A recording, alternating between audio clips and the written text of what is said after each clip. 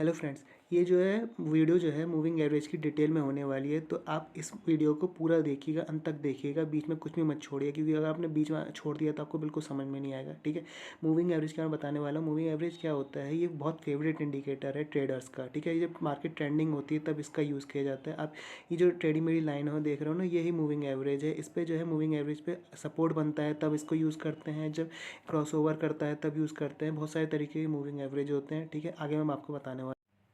Moving average तीन तरह के होते हैं, simple moving average, exponential moving average और वेटेड मूविंग एवरेज।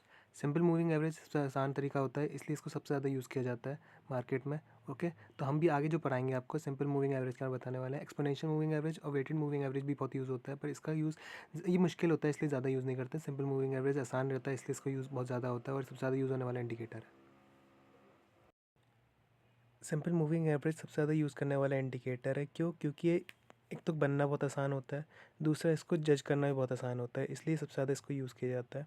इसके टाइप्स क्या हैं? 10, 20, 50, 100, 200, ये सबसे ज़्यादा यूज़ होने वाले मूविंग एवरेज हैं। ठीक है, अब सिंपल मूविंग एवरेज का हम फार्मूला समझ लेते हैं।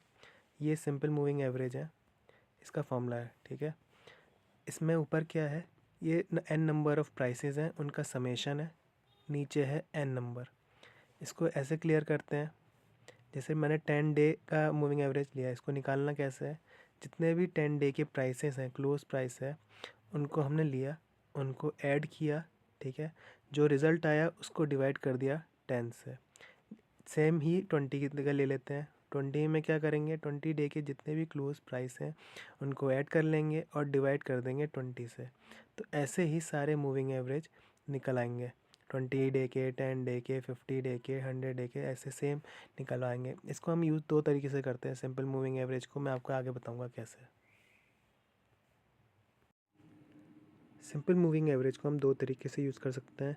पहला तरीका है कि मार्केट जब ट्रेंडिंग हो तब, और दूसरा तरीका है जब fast day moving average slow day moving average को क्रॉस ओवर करता है तब। ठीक है, पहले हम समझते हैं जब मार्केट ट्रेंडिंग होता है तब उसमें मूविंग एवरेज को कैसे यूज़ करना है। ये आप एग्जांपल देख रहे हो, इस एग्जांपल में मार्केट जो है ट्रेंडिंग है। ठीक है, तो मार्केट जैसे ही ऊपर जाता है फिर नीचे की तरफ आता है, तो जैसे ही यहाँ पे इसने मूविंग एवरेज पे सपोर्ट लिया तो एक कैंडलस्टिक पैटर्न बनना चाहिए। कोई भी कैंडलस्टिक पैटर्न हो सकता है, तो हमने उस कैंडलस्टिक पैटर्न पे बाइंग की पोजीशन बना ली।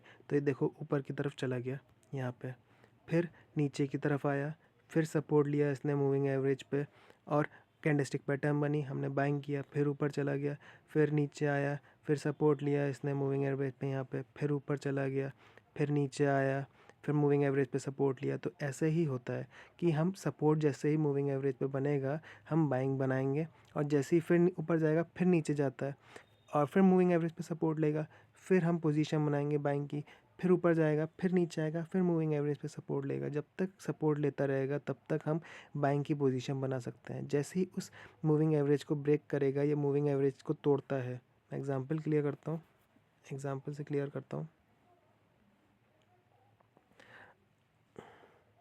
कि अब देख सकते हो कि जैसे ही ऊपर जा रहा था सपोर्ट ले रहा है, बार बार सपोर्ट ले रहा है, जैसे ही नीचे की तरफ किसी भी ट्रेंड लाइन पे यहाँ ब्रेक कर रहा है, ज़्यादा देखो यहाँ पे सपोर्ट लाइन पे ब्रेक कर दिया, तो हम यहाँ पे लेना बंद कर देंगे और दूसरा तरीका यूज़ करेंगे। फिर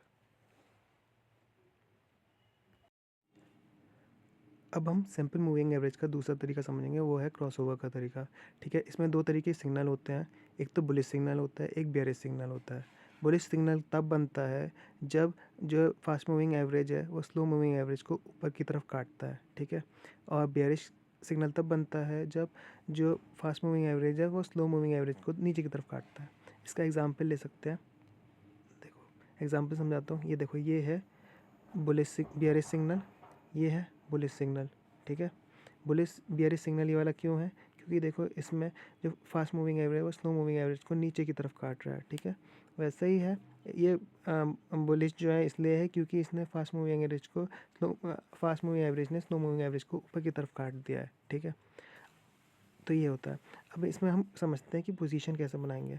पोजीशन हम ऐसे बनाएंगे, इसका एग्जांपल लेता हूँ, इस पॉइंट पे एग्जांपल देखो। देखो जैसे ही इसने फास्ट मूविंग एवरेज ने स्लो मूविंग एवरेज को यहाँ पे नीचे की तरफ काटा तो बेयरिश हो गया, तो हमने बेयरिश की पोजीशन बनाई और तब तक पोजीशन बना के रखे जब तक मार्केट बुलिश नहीं हो जाता। देखो यहाँ पे पोजीशन बुलिश हो गई, क्यों? क्योंकि फास्ट मूविंग एवरेज ने स्लो मूविंग एवरेज को ऊपर की तरफ काट दिया। तो हम यहाँ से आउट हो जाएंगे, जो पुरानी पोजीशन थी, और नई पोजीशन बनाएंगे बुलिश पोजीशन, जिसमें हम बाइंग कर लेंगे, ठीक है। और हम तब तक बाइंग करेंगे जब तक मार्केट बेयरिश नहीं हो जाता। तो बेयरिश यहाँ पे हो गया, यहाँ पे जो है फास्ट मूविंग एवरेज ने स्लो मूविंग एवरेज को नीचे की तरफ काट दिया और हमने पुरानी पोजीशन से फिर से बाहर निकल गए और नई पोजीशन बनाई। वो पोजीशन थी डाउनवर्ड, ठीक है। सेल कर दिया हमने, सेल करा। तो अब तब तक सेल करते रहेंगे, जब सेल रखेंगे, हम लॉन्ग रहेंगे तब तक रहेंगे जब तक मार्केट को वो ऊपर की तरफ बुलिश पोजीशन नहीं बन जाती। बुलिश पोजीशन कैसे बन जाएगी? यहाँ पे बनेगी, ये fast moving average slow moving average को क्रॉस ओवर कर देगा। तो ऐसे ही यहाँ पे पोजीशन बनाते हैं, जैसे जैसे सिग्नल हमें मिलता रहेगा, जिस डायरेक्शन में सिग्नल मिलता है उस डायरेक्शन में हम पोजीशन बनाते हैं। जैसे बेयरिश सिग्नल मिलेगा तो बेयरिश पोजीशन बनाएंगे, हम मार्केट को सेल कर देंगे। अगर बुलिश सिग्नल मिलेगा, बुलिश सिग्नल में ऊपर की तरफ बना लेंगे, ठीक है। ऐसे ही होता है मूविंग एवरेज क्रॉस ओवर का तरीका। Thank you. अगर ये वीडियो आपको अच्छी लगी हो तो लाइक और सब्सक्राइब करिए।